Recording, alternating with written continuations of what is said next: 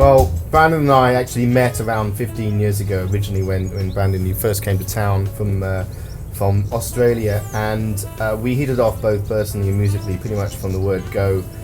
We've played subsequently in different contexts with lots of different bands, and most recently we play as a duo in quartet with the QCBA guys. I think when we first met each other and started playing, we were doing a lot of sort of festivals with sort of a lot of dance music, but we also became sort of a horn section for other different bands and stuff. And after about 5 or 6 years, we decided to get our own band together. We talked about it for about 5 or 6 years. I think we did talk about it for 5 or 6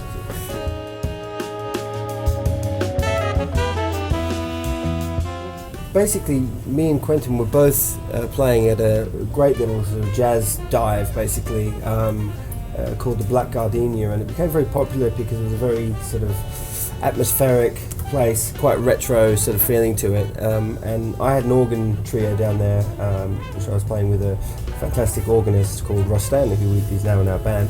And Quentin was playing there as well with his own groups, and eventually we sort of used to hang out there and started playing together, and we sort of thought, well, this is a good sound, the Hammond organ, drums, and the tenor and trumpet. So that's something we sort of took took that idea and moved forward. Subsequently, QCBA have, once we'd formed, we've actually done a number of residencies in London, starting with a brilliant place in Shoreditch. It was called Last Days of Decadence. 2010, we had a 6-month weekly residency collaborating with great artists plus the quartet. Those artists included Omar, Paloma Faith, Cleveland Watkins, Leanne Carroll, Dennis Rollins, all sorts of great people. Herbert. That's right, yeah. And each week we'd get a program of music together with that artist, and it really helped to hone the sound of QCBA, and also to find a way of working together, which is exactly what it did, and move forward from there. What we always used to do on those sort of residency shows is that we'd always perform our own original material, opening up the set or opening up both sets. And so that became a kind of a strong thread for us, making sure that we had this collaboration sort of concept going on as a band, but we were also very much about writing our own music and writing contemporary kind of music with mine and Quentin's sort of various other projects that we're doing together and feeding it into the quartet. And so hopefully it gives it that sort of contemporary kind of feel, and the different influences coming through, So QCBA released their first record 2011, What's It Gonna Be? And it was almost exclusively original music. It was almost exclusively original music, and off the back of that we did a pretty lengthy 35 date UK and European tour, which again really helped to hone the sound. We played a lot of the material that is on this new record on that tour and subsequently. So the way we recorded the record was to play a lot of the music live and then go straight in the studio, and it's definitely sounded, it benefited the sound.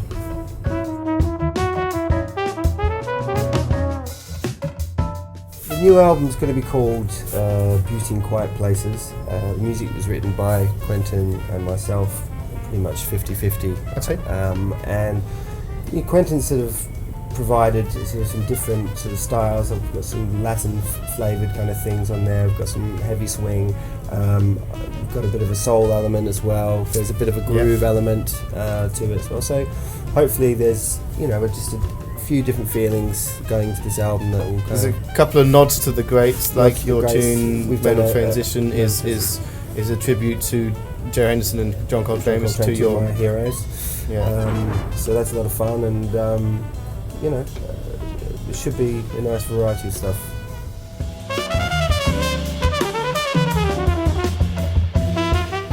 Well, on the album it's just the quartet. That's Ross Stanley on Hammond organ, Enzo Zarilli on drums, and the two of us, Brandon and I. I'm the QC, he's the BA. That's the way it works. And we decided not to have any guests, whereas we had done previously on the first record. That's because we wanted to make an album which basically sounded like the live gig, and that's what we've done. We honed the sound on the road before going in the studio. We recorded the music. If you listen to the album and then come to a show, you'll pretty much hear what you expect to hear.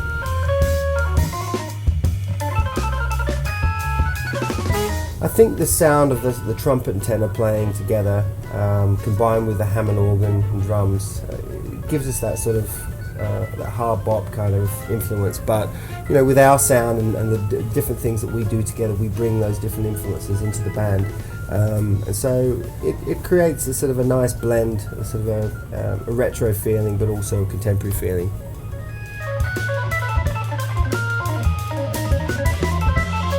Well, we're very excited actually about sort of putting our album out on Ubuntu Music.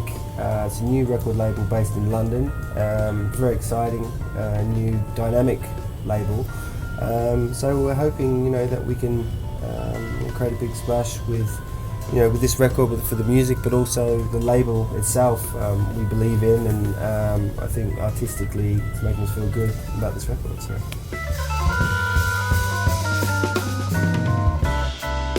Absolutely, in the Carl Eastwood Band, we have an opportunity to tour regularly and play together on the front line, which has brought a new element to the QCBA sound, and also really keeps us in shape in terms of our musical relationship. We're always talking about the music and about our band as well. Yeah. So although the sound of the Carl Eastwood Band is slightly different, it feeds very much into what we're doing, and it's just great to spend a lot of time together because we still get on like an old married couple. We do. We have a good time. Well, we're really hoping with the QCBA project at some point in the next couple of years to do a collaboration record with some of the people that we've previously collaborated with. Yeah, and I think, you know, just expanding and building on our sound, the different influences that keep coming in, just keep progressing forward, and I think becoming more contemporary, contemporary, but still having that substance of all that great music that we're still inspired by. I think what we're hoping to do with the new QCBA record is to tour early to mid-spring next year, that's 2016, and to get this music on the road to as many places as we can, and to spread the word that there is a gunslinging horn section still on the scene.